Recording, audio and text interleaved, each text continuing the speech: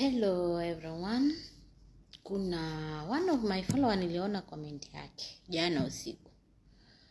Na nikaitafuta leo asubuhi nimjibu sijapata. Naona. Alikuwa ameuliza nini? Alikuwa ameuliza mtu akiamka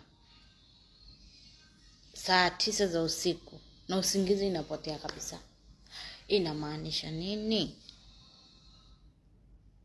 Kwa kila mtu umelala umeamka saa 9 za usiku. Achana na magaidi wa Gulf. Magaidi wa Gulf wanalalanga leo wanaamka leo. Sababu ya kukunywa gawa, maybe mabosi wanalala mchana, hiyo ni kawaida.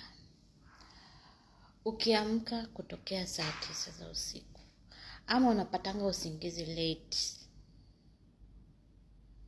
jua Mungu anataka kuongea na wewe. Na hiyo ndio ile time wachawi wanakuanga kazi. Unaona? Watu wabaya wanafanyanga yale mambo yao mabaya. Unaona? It's time for you to cry for your God.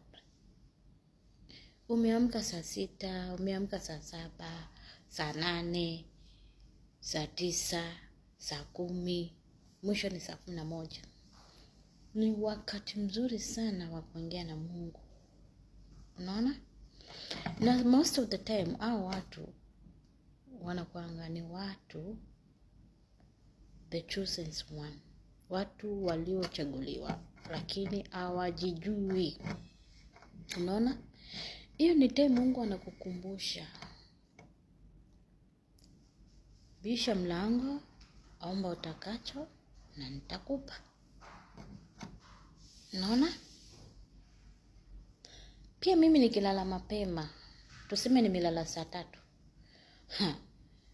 Saa 8 nitakuwa macho.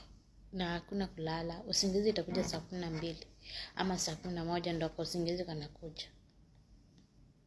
Amka, wewe ni Muislamu, shika udhu, enda ukatawadhe, soma Qur'ani yako, ingia uswali. Wewe ni Muislamu, fanya hivyo. Wewe ni Mkristo, amka, tafuta kwa room yako, madhabahu yako, your own altar. Omba pale, soma Bible yako. Kama utaimba nyimbo za praise and worship, imba, omba, ambia Mungu jambo kuhusu maisha yako na ukoo wenu, shida zenye uko nazo, na uombe msamaha. That's what I know about. Ukiamka hiyo time nimesema, there is something God wants you to ask him. Wale wengine wanajua kama hiyo, wa comment hapo chini.